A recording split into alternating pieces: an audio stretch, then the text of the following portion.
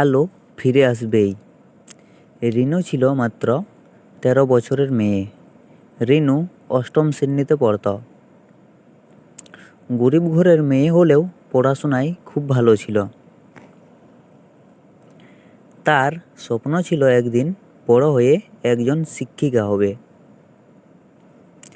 গ্রামের ছেলে মেয়েদের শিক্ষিত করবে। কিন্তু একদিন সন্ধ্যায় স্কুল থেকে বাড়ি ফেরার পথে ঘটে গেল তার সাথে এক ভয়ানক ঘটনা।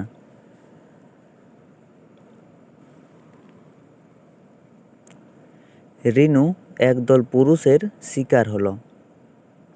তার ছোট জীবন কিছু মুহূর্তের মধ্যে ভিন্ন ভিন্ন হয়ে গেল। পরদিন পুলিশের রিপোর্ট হলো, মামলা হলো, কিন্তু গ্রাম জুড়ে শুরু হলো ফিসফাস, অপবাদ আর অশ্রদ্ধা।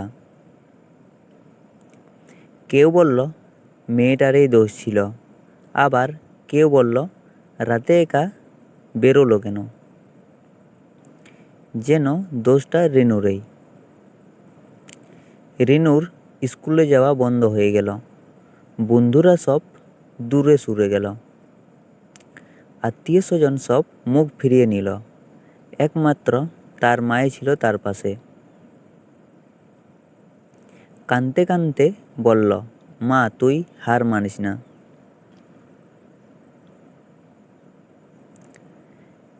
একটা এনজিওর সাহায্যে রিনুকে মানসিক সহায়তা দেওয়া শুরু হয়। ধীরে ধীরে সে কিছুটা স্বাভাবিক হতে থাকে। আবার বই নিয়ে বসে। চিকিৎসা পেয়ে আগের থেকে শরীরেও কিছুটা সেরে ওঠে, কিন্তু তার মনে ক্ষত ছিল আরও গভীর।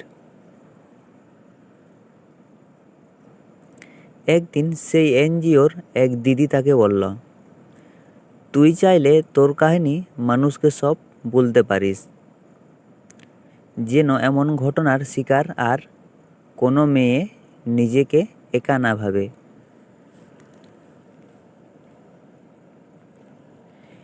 রিনু সাহস করে নিজের কাহিনী জনগণের কাছে বলে। সোশ্যাল মিডিয়ার মাধ্যমে তার ভিডিও ভাইরাল হয়। মানুষ জানতে পারে, অনুভব করে কতটা কঠিন ছিল তার লড়াই। 3 বছর পর রিনু আবার স্কুলে ফিরে যায়, পাস করে কলেজে ভর্তি হয়। একই সঙ্গে কাজ শুরু করে সমাজের জন্য,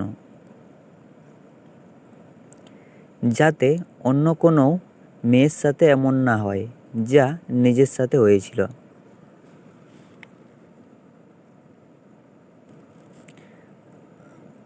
আজ সে অনেকের অনুপ্রেরণা, তার জীবনের কাহিনী প্রমাণ করে ধ্বংস থেকে পুনর্জন্ম সম্ভব। একজন ভিকটিম না হয়ে সে হয়ে উঠেছে একজন যোদ্ধা।